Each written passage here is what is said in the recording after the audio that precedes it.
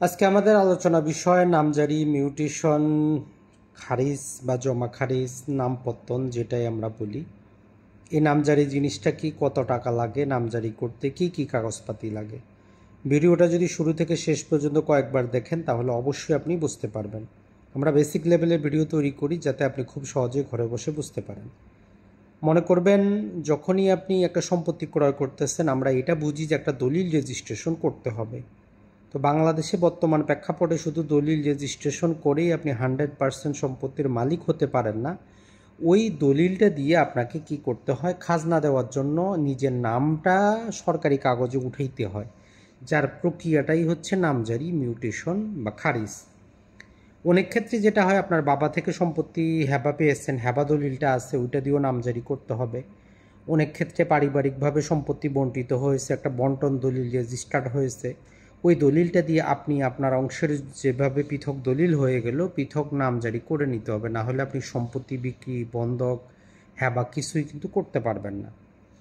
আশা করি এতটুকু বুঝে আসছে যে দলিলের মাধ্যমে যেভাবে আপনি মালিকানা লাভ করতেছেন অথবা উত্তরাধিকারের সূত্রে মালিকানা লাভ করতেছেন, এই সম্পত্তিটার খাজনা দেওয়ার জন্য সরকারি কাগজে সরকারি হিসাবে নাম তোলাটাই হচ্ছে নামজারি, মিউটেশন, নামপত্তন বা খারিজ। এখন এইটা করার জন্য কি কি কাগজপাতি লাগে, তো এটা অনেক ক্ষেত্রে নির্ভর করে আপনি কি সূত্রে মালিক হইলেন। যদি আপনি আদালতে ডিক্রি সূত্রে হন, ওই ডিক্রিটা লাগবে, আপনার ন্যাশনাল আইডি কার্ডটা লাগবে।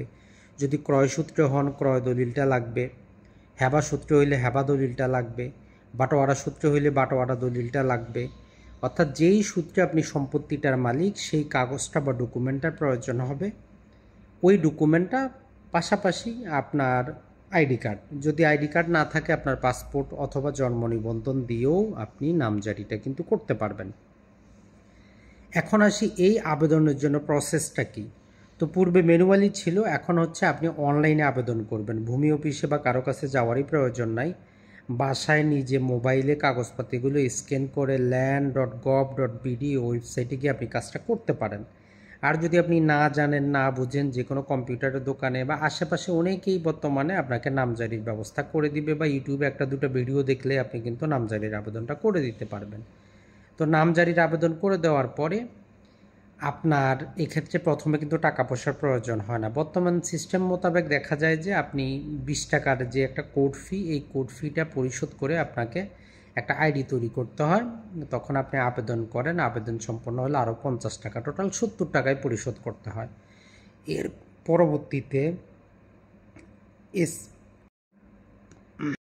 পরবর্তীতে এসিলেন সাহেব আপনার যে কাগজপাতি সেগুলো ইউনিয়ন ভূমি অফিসে পাঠান। উনি যাচাই বাছাই করে সব কিছু করে রিপোর্ট দেন।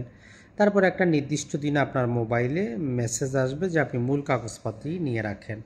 আর এর মধ্যে তহসিলদার হয়তো আপনাকে ফোন দিতে পারে, কাগজপাতি চাইতে পারে, চাইলে আপনি দেখাবেন, কোনো সমস্যা নেই। তো চূড়ান্ত দিনে যদি এসিলেন অনুমোদন করে দেয়, তখন যেই বাকি 1100 টাকা, তো ওই 1100 টাকাও বিকাশে আপনি পরিশোধ করবেন। সাথে সাথে অনলাইনে আপনার মূল কপি চলে আসবে, অন্য কোথাও থেকে মূল কপিও সংরক্ষণ করতে হয় না। একই মৌজায় আপনার সম্পত্তি যতটুকুই হোক, দলিল যতটাই হোক, নামজারি খরচ 1100, টোটাল 70 টাকা। প্রথমে 20 টাকা, তারপরে 50 টাকা, আর চূড়ান্ত হয়ে গেলে 1100 টাকা, টোটাল 1170 টাকাই এখন পর্যন্ত নামজারি।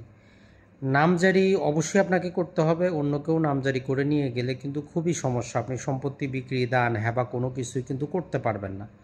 তো এই জন্য সময় মতো নিজের দলিল দিয়ে সম্পত্তি নামজারি করে রাখুন, নিজ নামে খাজনা খারিজ করে রাখুন। এটা আপনার সম্পত্তিটাকে নিষ্কণ্ঠক রাখবে। যে কোনো সময় সম্পত্তি আপনি কাউকে পাওয়ার অফ অ্যাটর্নি, হেবা অথবা দান সব কিছু কিন্তু করতে পারবেন।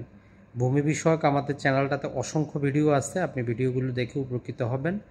আর প্রাইসটার জন্য আপ টু ডেট ভিডিওগুলো ফলো করবেন। আমাদের অনেক 3 বছর 4 বছরের পুরাতন ভিডিও আছে, সেখানে হয়তো কিছু তথ্য পুরাতন থাকতে পারে। তো এর জন্য কত সালের ভিডিও দেখতেছেন সেটাও কিন্তু একবার দেখে নিন।